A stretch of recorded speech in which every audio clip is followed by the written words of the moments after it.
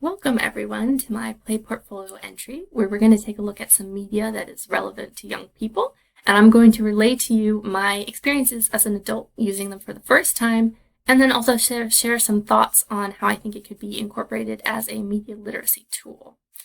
Today we're going to be looking at some media aimed at a younger audience, preloaded tablets called Playaway Launchpads by the Findaway company. These launch tablets are available through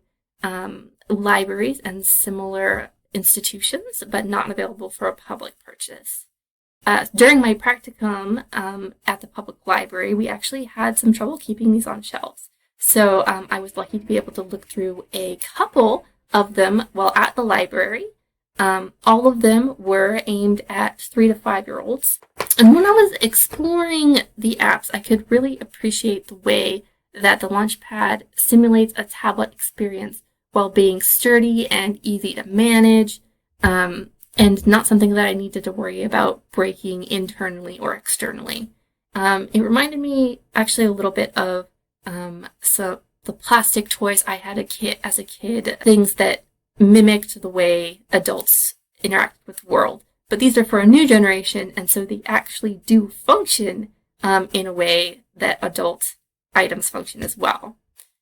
So at the start of the Playaway experience, it opens up to a screen of apps, which all can basically be navigated through random touching on the screen, which I think is a good choice for this age group. There is one concern with navigation, which is not all of the apps have a built-in back or home feature, and so the button here on the screen needs to be used, which is covered in the instructions in the case, but can cause some confusion for children, especially as you often have to pull it up for it to be visible to click on. This may be a bonus for some parents if they want to keep a child on a particular app, but it kind of goes against the concept that I was forming as of how to use these tablets, which does bring us into how they can be used as media literacy tools. As mentioned, they can be a precursor to more advanced technology, as they are securely locked down and you're not going to really accidentally get into the inner workings of the system, and they do have no way to connect to the internet. So I could see allowing a pre-K or kindergarten class time to interact with these launchpads on their own and then call them back and sort of talk about how the launchpads are similar or different to other technology they have used in their life or that they've seen their parents or other adults using. And also to think critically about which apps or features they liked, what they did not, and how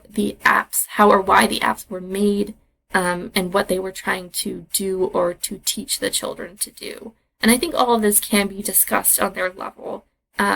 framing it in a way that they can interact with. There is, I think, however, a conversation to be had about how the Launchpad sacrifices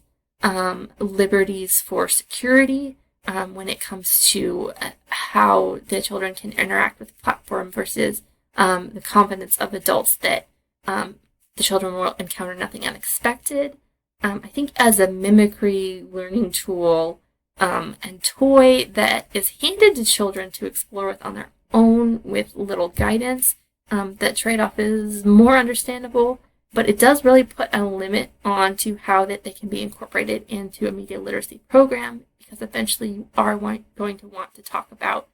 like risk versus reward sort of behaviors that really just are not applicable to this device. So my final thoughts on the Playaway Launchpad is that they are a pretty engaging technology that can be put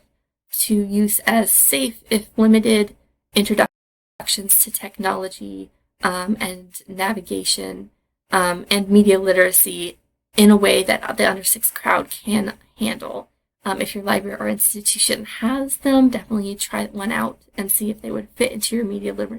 literacy scheme. and see how they stack up to